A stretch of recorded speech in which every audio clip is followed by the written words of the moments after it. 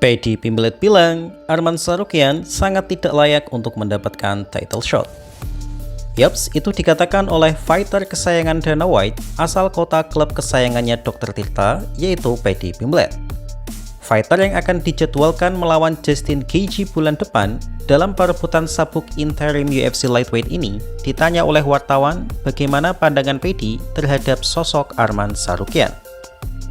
Sebelumnya, wartawan juga bertanya pada Justin, dan Justin pun menjawab jujur bahwa sebenarnya ia merasa tidak enak hati dengan Arman. Tapi ya mau bagaimana lagi, it is what it is. Dan karena ini adalah keputusan UFC, jadi ya mau bagaimana lagi. Artinya, ia tidak menampik bahwa Arman seharusnya memang layak untuk berada di posisinya. Dan itulah yang saya suka dari sosok Justin Gaethje, yaitu tampil apa adanya. Dan ini berbeda dengan Paddy Pimblett. Ia mengatakan bahwa Arman adalah pria idiot dan Ilya adalah pria sejati yang ia harapkan untuk menjadi lawan selanjutnya. Ya, alasannya sama seperti narasi yang menolak Arman, yaitu Paddy mengolok-olok kesalahan Arman yang pull out saat melawan Islam Makhachev di UFC 311. Selain itu, Paddy juga menyinggung sikap Arman yang dinilai kurang ajar, yaitu memukul fans ketika in trance dan menanduk Dan Hooker ketika ceremonial weigh-in.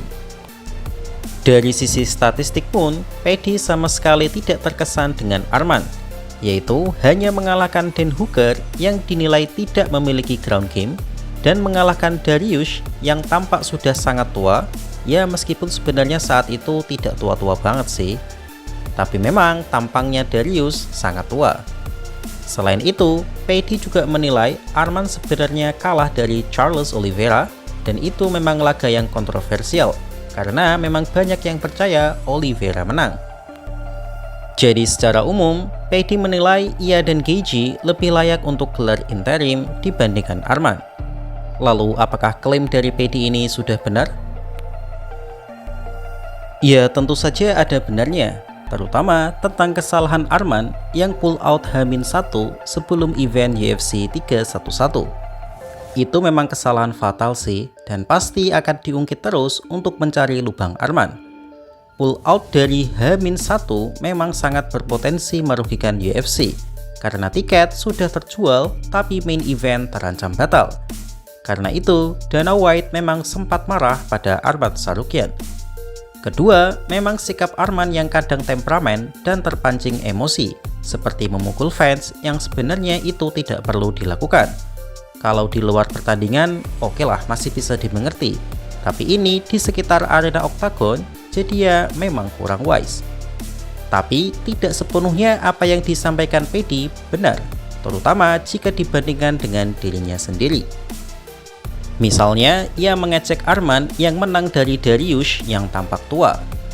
Padahal, Dariush saat melawan Arman itu tidak terlalu tua dan bahkan masih di usia prima karena mereka bertarung di Desember 2023 dan saat itu usia Dariush adalah 34 tahun.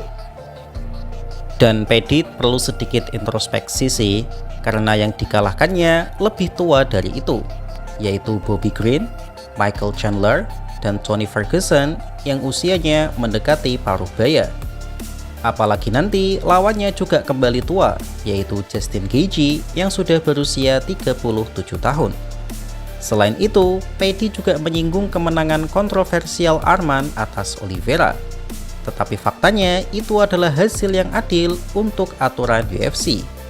Hasil pertandingan mereka adalah split decision. Artinya memang hanya ada selisih tipis di antara mereka.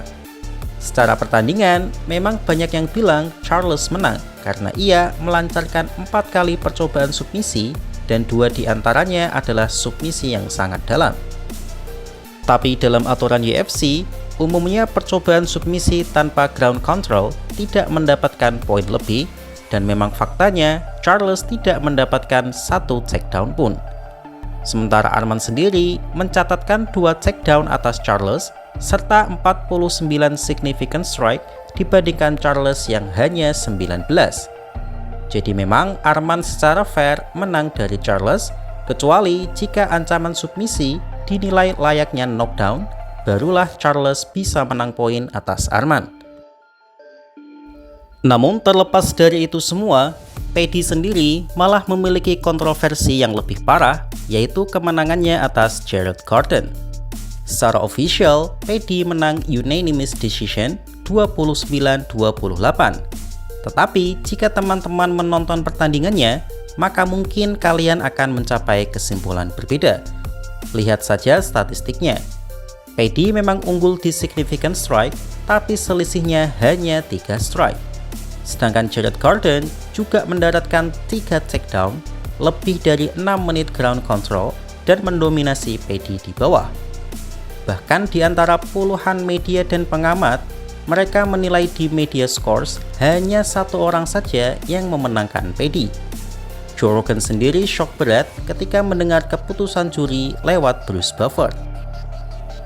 Dan yang lebih parah lagi, Paddy mengatakan itu adalah kemenangan dominan yang tentu saja tidak sesuai fakta. Kalaupun Paddy menang, ya kemenangan itu sama sekali tidak dominan.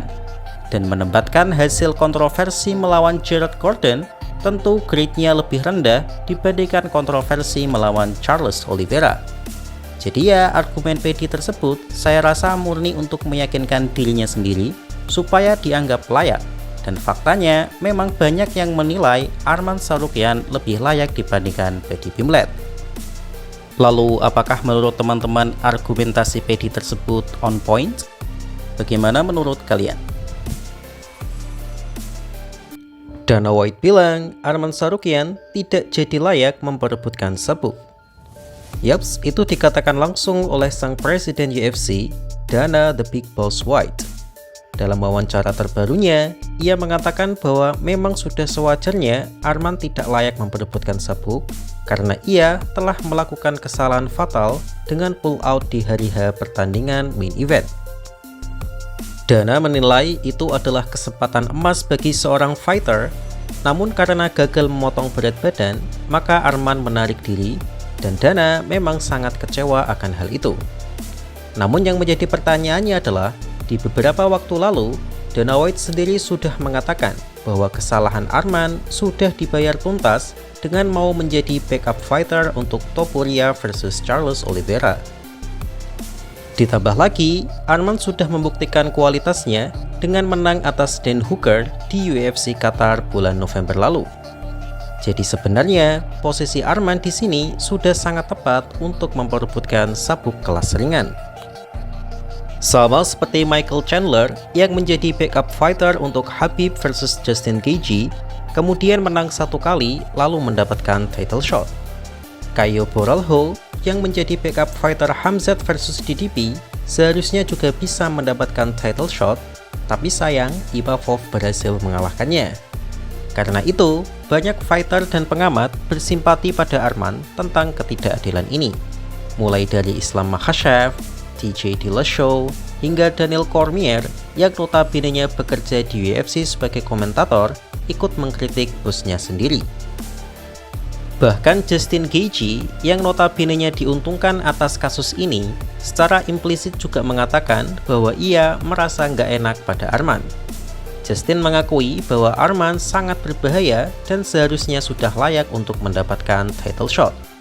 Justin bahkan hanya mau melawan Arman jika urusannya adalah sabuk dan enggan melawan Arman di pertandingan non-sabuk, mengingat betapa berbahayanya seorang Arman Tsarukyan.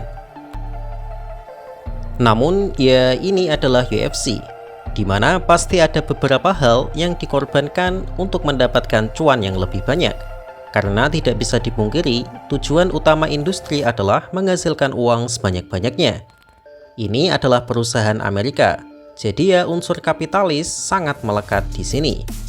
Tapi jika ini terus dilakukan, bukan tidak mungkin para fans UFC akan mencapnya sebagai industri hiburan saja, sama seperti WWE, dan UFC akan kehilangan martabatnya sebagai promotor MMA paling bergengsi di dunia.